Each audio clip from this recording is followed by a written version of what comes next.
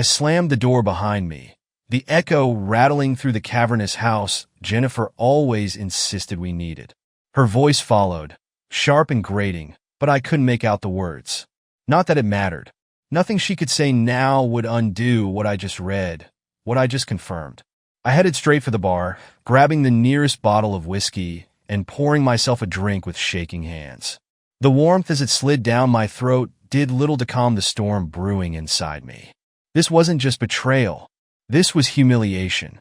Jennifer, my wife of 12 years, the woman I had built my life around, was cheating on me. And the reason? It wasn't because I worked too much. It wasn't because we'd grown apart. No, it was something much more primal, much more cutting. I had always known it was an issue. We men aren't supposed to talk about it, let alone admit it. But it wasn't something I could ignore, not when it had been used as a weapon against me time and time again. Every offhand comment from Jennifer that size doesn't matter. Every time she'd fake a laugh when we watched a movie scene featuring some innuendo that hit too close to home. Every lingering pause when we argued. The words hanging in the air unsaid but palpable. Jennifer never outright said it to my face. But tonight her actions spoke louder than words ever could. The messages I found on her phone were damning. And what Ethan had to say about me, what she had agreed with, was enough to make my blood boil. Ethan, does he even try to please you? Or is it just, like throwing a hot dog down a hallway? Jennifer, stop, Ethan. You're so bad, but honestly, it's been hard for years. He's sweet, but Ethan's small. Jennifer, you said it, not me. I gritted my teeth, the words searing themselves into my mind. I couldn't decide which was worse, the casual cruelty or the fact that she hadn't defended me. I had spent years building a life that should have been enough. I gave her everything she could possibly want. Yet here we were. When I confronted her tonight, she didn't even bother denying it. It's not about you, Derek, she had said, her voice trembling but defiant. I just needed something different. Different, I repeated, my voice dripping with sarcasm. That's a polite way of saying it, isn't it? Why don't you just say it outright? You needed something bigger. Her face turned crimson, but she didn't refute it. She stood there, barefoot on the marble floor, looking at me with a mix of guilt and pity. That pity was what sent me over the edge. Don't look at me like that, I snapped, slamming my glass down on the counter. Like I'm some broken little thing you feel sorry for. You don't get to play the victim here, Jennifer. You don't get to pity me while you're out sleep someone else. I'm not playing the victim, she shot back, her voice cracking. But we both know this marriage hasn't been working for a long time. And whose fault is that? I demanded. Because I sure as hell didn't sign up for this. I didn't sign up to be the guy you settle for while you chase whatever thrill you think you're missing. She opened her mouth to respond, but seemed to think better of it. Instead, she crossed her arms, her silence speaking volumes. I poured another drink, the sound of the liquid splashing against the glass filling the void between us. I began, my tone softer now, almost conversational. I've always wondered how far you'd go before you finally showed your true colors. Turns out the answer is a few inches. That's not fair, she whispered, her eyes welling with tears. Fair? I laughed bitterly. You want to talk about fair, Jennifer? I've spent years trying to be everything for you. The provider, the partner, the damn ATM machine. And you want to talk to me about fair? She flinched, but I pressed on. I might not be perfect. Hell, I know I'm not. But I loved you. I gave you everything, and this is how you repay me? By spreading your legs for the first guy who makes you feel like you're starring in some trashy romance novel? That's not what this is, she insisted, her voice rising. Ethan, he makes me feel, don't say it, I warned, my voice cold and cutting. Don't you dare stand there and tell me he makes you feel alive or seen or whatever nonsense you're about to spew. This isn't some grand love story, Jennifer. This is you throwing away your marriage because you couldn't handle a bruised ego. She recoiled as if I'd slapped her, her tears now falling freely. For a brief moment, I thought I saw regret in her eyes, but it was gone just as quickly as it had appeared. Why now? I asked, my tone suddenly quiet. Why, after all these years, did you decide I wasn't enough? She hesitated, her hands twisting nervously. It's not just about that.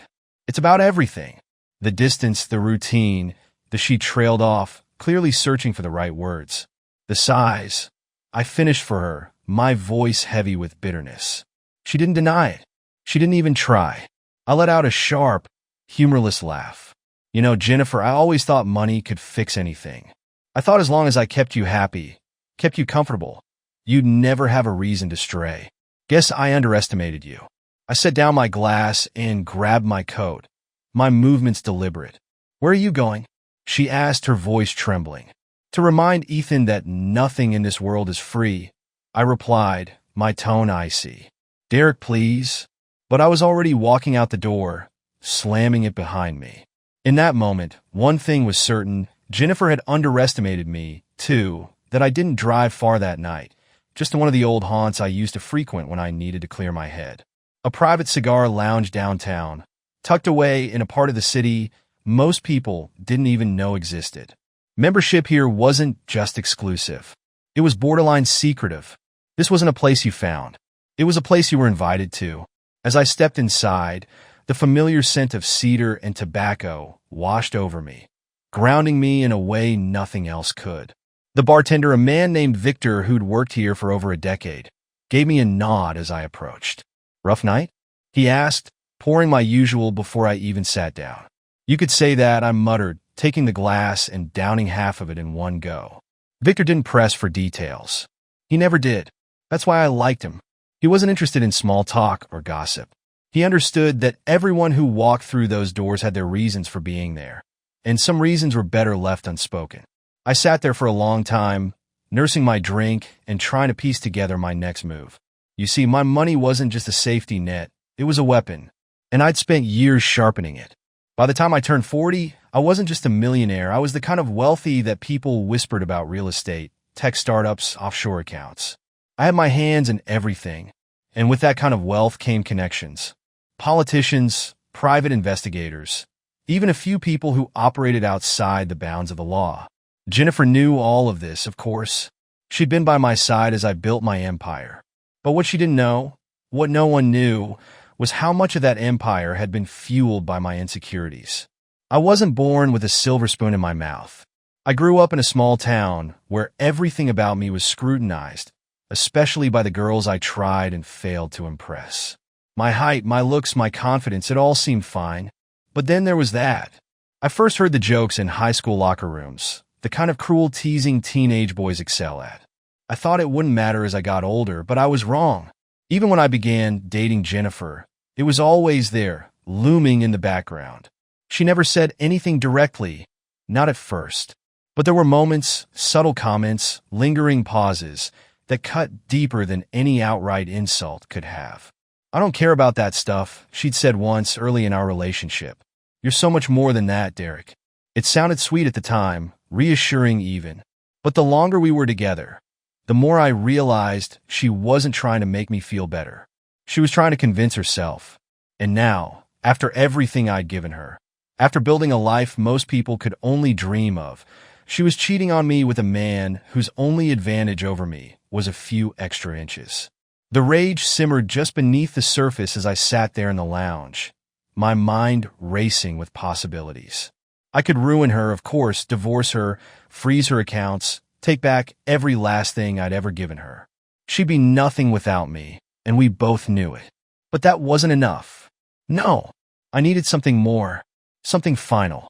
Victor, I called, motioning him over. He approached, wiping his hands on a bar towel. What can I do for you? I need a number. An old contact of mine, I said, lowering my voice. Victor raised an eyebrow, but didn't ask questions. He pulled out a notepad and pen, sliding them across the counter. I scribbled down a name, Marcus Steele. Marcus wasn't just a private investigator. He was the kind of man you called when you needed answers you couldn't get through legal channels. I hadn't spoken to him in years, not since he helped me uncover a rival's embezzlement scheme, but I knew he'd pick up the phone if I called. Send this to him, I said, sliding the notepad back. Tell him it's urgent. Victor nodded, slipping the paper into his pocket. Done. By the time I left the lounge, it was well past midnight. The city was quiet, its streets bathed in the glow of streetlights. I drove aimlessly for a while, my mind consumed by a single thought. Ethan. Who was this man? Where did he come from?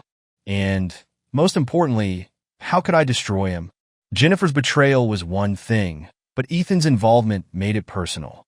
He had dared to step into my world, to take what was mine, and that wasn't something I could let slide. When I got home, the house was dark. Jennifer was already asleep, or at least pretending to be. I stood in the doorway of our bedroom, watching her for a moment. She looked peaceful, her face illuminated by the faint glow of the moonlight streaming through the curtains. For a brief moment, I felt a pang of sadness, a whisper of the love I used to feel for her. But it was drowned out by the anger, the humiliation, the raw, burning need for retribution. I turned away and headed for my office, locking the door behind me. The next morning, I got the call. Derek, Marcus said, his voice gravelly indirect. Got your message. What do you need? I need everything, I replied. His name's Ethan. I don't have a last name yet, but he's been seeing my wife. Start with her phone records, her emails, anything you can find. And when you figure out who he is, I want his life mapped out to the minute. There was a pause on the other end. You sure about this? Marcus asked. This kind of digging doesn't come cheap, even for you. Just do it, I said, my tone leaving no room for argument. All right, he replied. I'll be in touch. As I hung up, a sense of calm washed over me. For the first time in days, I felt in control. Jennifer thought she could humiliate me, that she could walk away from this unscathed. Ethan thought he could take what was mine and get away with it. They were both about to learn just how wrong they were. The morning sunlight spilled through the office windows as I stared at my phone, Marcus's voice still echoing in my head. Ethan, the man who had been sleeping with my wife, wasn't just some random fling. He was a personal trainer at her gym, a guy with just enough charm and physical appeal to convince women like Jennifer they were settling for less at home. He had no idea who I was, no idea what I was capable of. The information Marcus provided was thorough, as expected. Ethan Marshall, 34 years old, single, lived in a modest apartment downtown. He wasn't wealthy, far from it. His car was a beat-up sedan, and his bank statement suggested he was barely scraping by. It was almost laughable. Jennifer, with her designer wardrobe and insatiable appetite for luxury, had thrown away everything I'd built for her for this. But then again, it wasn't about money for her, was it? It was about ego, about finding someone who could make her feel desirable in a way I apparently never could. The thought made my blood boil, and I slammed my fist on the desk. Ethan had to pay, not just for taking my wife, but for the insult, for daring to step into my world and think he could come out unscathed. That afternoon, I made a call to a man I hadn't spoken to in years. His name was Victor Ramirez, though most people just called him V. He was a problem solver, a man whose solutions didn't adhere to the boundaries of legality or morality. I had used him once before, years ago, to deal with a business rival who had been siphoning clients from under my nose. That rival had disappeared shortly after, and no one had heard from him since. Derek, V's voice was smooth, almost amused, when he answered. Long time no talk. To what do I owe the pleasure? I have a problem, I said, keeping my tone calm and measured. A personal one. That's new for you, he replied. You're usually all about business. All right. Tell me what you need. I gave him the details, Ethan's name, his address, and a brief summary of why this particular problem required a permanent solution. V listened without interruption, his silence unnerving yet reassuring. When I finished, he let out a low whistle. Damn, Derek. You're not messing around, are you? Do I ever? I asked. No. I suppose you don't. All right. I'll handle it. But you know how this works? There's no coming back from this. Once it's done, it's done. That's the idea, I said. And the wife? He asked. You want her dealt with too? No, I said quickly, surprised at how vehement I sounded. Despite everything, Jennifer wasn't my target. Not yet, anyway. Just the lover. Make it clean. Make it quiet. I don't want this blowing back on me. Understood, V said. I'll be in touch. I hung up the phone and leaned back in my chair, staring out the window at the city skyline. My mind raced with conflicting emotions, rage, satisfaction, and an unexpected pang of guilt. This wasn't who I was. At least it hadn't been. But Jennifer and Ethan had pushed me to this point, and now there was no turning back. The waiting was the hardest part, Days passed without a word from V, and the tension began to eat away at me. Jennifer, oblivious to what was happening behind the scenes, went about her days as if nothing had changed. She still smiled at me across the breakfast table, still played the role of the doting wife when we attended social events together. It was infuriating. Ethan, meanwhile, continued his routine as if he were untouchable. Marcus had someone watching him, and the reports were consistent. Ethan spent his mornings at the gym, his afternoons training clients, and his evenings, more often than not, with Jennifer. Then one night V called. "It's done," he said simply. My heart raced. "Details?" "Nothing you need to worry about," he replied. "Let's just say your boy won't be showing up to the gym tomorrow. Or anywhere else, for that matter." I exhaled slowly, the weight of the past few weeks finally lifting from my shoulders. "And Jennifer?" I asked. "She's untouched," V assured me. "I kept her out of it just like you asked. But I'll tell you this, Derek, she's going to notice he's gone. And when she does, you'd better be ready for the fallout." He was right, of course. Jennifer wasn't stupid. She'd figure it out eventually. And when she did, she'd either confront me or try to cover her tracks even more carefully. But I wasn't worried. My money, my connections, they ensured I was untouchable. Ethan was gone, and Jennifer would have no choice but to return to the life I had built for her. Whether or not I wanted her, there was another question entirely. The next morning, Jennifer was unusually quiet. She didn't say much over breakfast, and she spent most of the day glued to her phone, her brow furrowed in worry. I watched her from the corner of my eye, hiding my amusement behind the newspaper. She was unraveling, and it was only a matter of time before she cracked. "Is everything all right?" I asked casually, folding the paper and setting it aside. She hesitated, then forced a smile. "Yeah, I've fine. Just tired. Maybe you should take the day off," I suggested. "Relax. You've been working so hard lately." Her smile faltered, but she nodded. "Maybe I will." As she retreated to the bedroom, her phone clutched tightly in her hand, I couldn't help but feel a sense of satisfaction. The morning passed in eerie silence, broken only by the faint of Jennifer's phone vibrating on the counter. She hadn't said much since retreating to the bedroom, and now, as I poured myself a second cup of coffee, I wondered how long it would take before the storm broke. I didn't have to wait long. Jennifer's footsteps echoed down the marble hallway, growing louder as she approached the kitchen. She appeared in the doorway, her face pale, her lips pressed into a tight line. Her phone was clutched in her hand, the screen dark but her knuckles white. "Derek," she began, her voice trembling just enough to betray her attempt at composure. "Have you heard from Ethan?" I sipped my coffee deliberately slow, letting her words hang in the air. "Ethan?" I asked, feigning confusion. "Who's Ethan?" Her jaw tightened, but she forced a smile. "He's a friend from the gym." I raised an eyebrow, setting my cup down with a soft clink. "Oh, right. The trainer you've mentioned before." "Yes," she said quickly. "He didn't show up to work today, and no one's been able to get in touch with him. I'm just worried. That's all." I let the silence stretch, watching her carefully. Her eyes darted around the room, unable to meet mine for more than a second. She was nervous. "Good. Should I be worried too?" I asked finally, my tone calm, but edged with something sharper. Her head snapped up, and for a moment, panic flashed across her face. "What? No, of course not. I just thought, you're always so good at figuring things out, and I didn't know if maybe you'd heard something." The lie was clumsy, transparent, and it almost made me laugh. Jennifer, who had spent years perfecting the art of manipulation, was crumbling under pressure. "I'm sure he'll turn up," I said, standing and brushing past her. "People like him usually do." The rest of the day played out like a chess match. Jennifer's moves were calculated but sloppy, her attempts to probe for information thinly veiled as casual conversation. By dinner, her frustration was palpable. She picked at her food, her mind clearly elsewhere, and every so often, I caught her glancing at her phone, willing it to light up with a message that would never come. "Something wrong?" I asked, my tone deliberately light. She forced a laugh, shaking her head. "No, just tired." "You've been saying that a lot lately," I said, leaning back in my chair. "Maybe you're stressed. Anything I can help with?"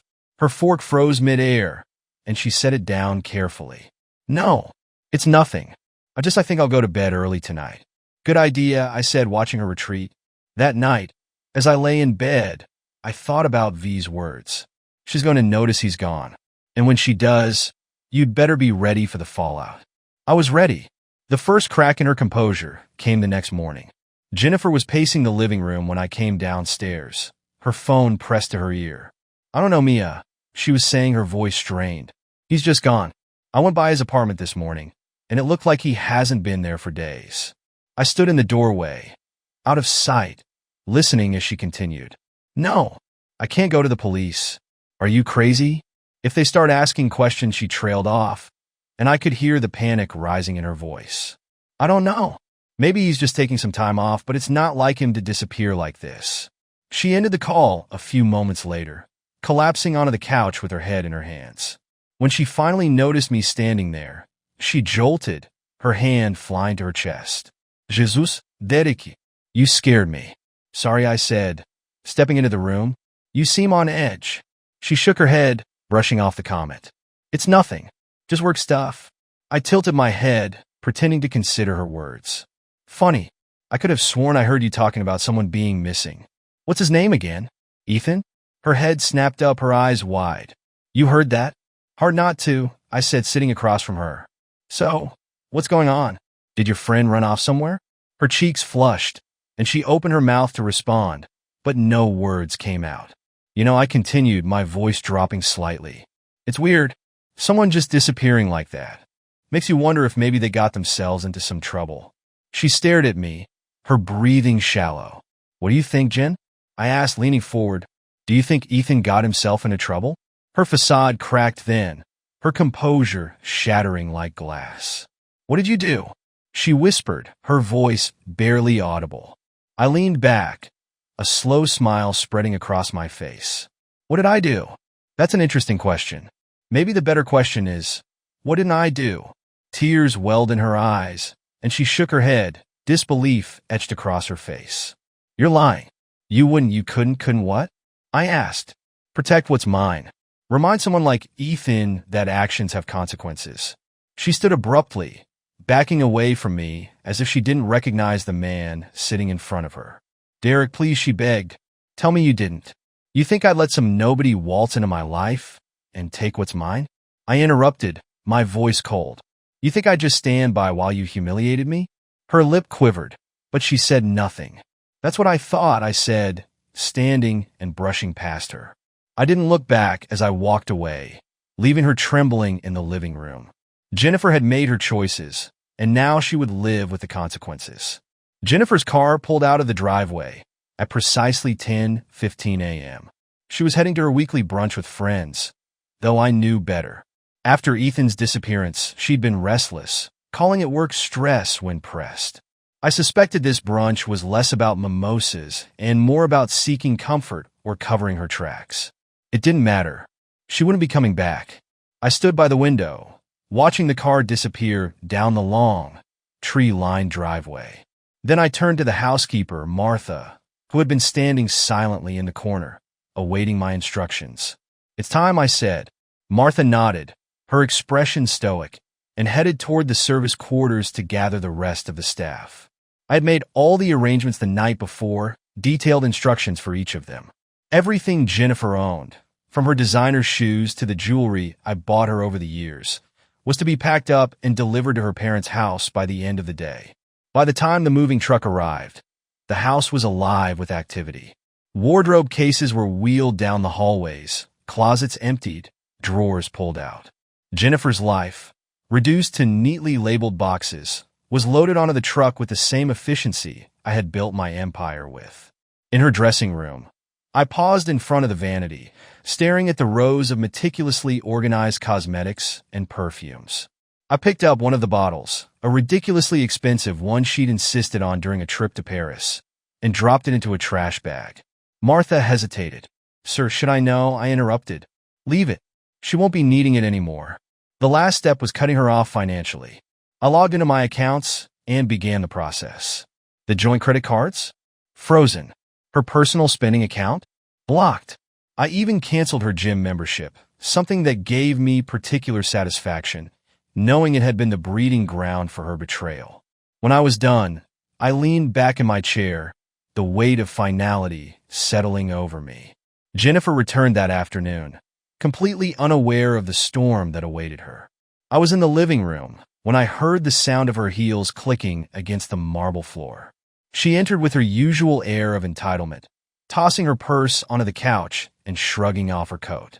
"Derek," she called, not bothering to look for me. "We need to talk." "Oh, I agree," I said, stepping into the room. Something in my tone made her pause. She turned to face me, her eyes narrowing. "What's that supposed to mean?" I motioned toward the now empty staircase. "Take a look around, Jennifer. Notice anything missing?" Her eyes flicked to the railing, then to the hall leading to her dressing room. "What did you do?" she demanded, her voice rising. "I packed up your things," I said calmly. "They're on their way to your parents' house as we speak." Her face turned scarlet, and she took a step forward, her finger jabbing in my direction. "You had no right." "I had every right," I snapped, cutting her off. "This is my house, Jennifer. Bought and paid for with my money. And you? You're no longer welcome here." "You can't do this," she shrieked, her voice cracking. "Do you have any idea how this will look? How it will make me feel?" "Oh, I'm sorry," I said mockingly. "Did you care about how it made me feel when you were sneaking around with that lowlife trainer? Did you care about how it would look when you were texting him from our bedroom?" Her mouth opened and closed like a fish out of water, but no words came out. "You're a pathetic, coddled little boy," she spat finally, her voice dripping with venom. "You think your money makes you a man? Newsflash, Derek, it doesn't. You've always been insecure, always trying to buy your way into being enough. But guess what? No amount of money will ever fix what's wrong with you. You're small, Derek, in every way that matters." The words hit their mark, but I didn't flinch. "You're right about one thing," I said, my voice cold. "Money doesn't make me a man, but it does make me powerful. And right now, that power is the only thing keeping me from completely ruining your life." She glared at me, tears welling in her eyes, but I wasn't done. "You've lost everything, Jennifer," I continued. "Your lover, your home, your access to my money. You wanted to feel powerful? To feel alive? Well, congratulations. You're free now. Free to figure out who you are without me footing the bill." For a moment, she just stood there, her chest heaving with anger. Then, without another word, she turned on her heel and stormed toward the door. "Oh, and Jennifer?" I called after her. She stopped, her hand on the doorknob, but didn't turn around. "If you try to come back, if you so much as set foot on this property again, I'll make sure everyone knows the truth about you. Every friend, every family member. They'll all know exactly why you're living with your parents again." Her shoulders tensed, but she didn't respond. A second later, the door slammed shut behind her. As the sound of her car faded into the distance, I felt a strange mix of relief and emptiness. Jennifer was gone, and with her, the weight of years of resentment and betrayal. But there was no triumph in this ending. No satisfaction. Only the cold, hollow realization that the woman I had loved, the woman I had built my life around, was nothing more than a lie. You may think me pathetic, but you are not in my position to judge.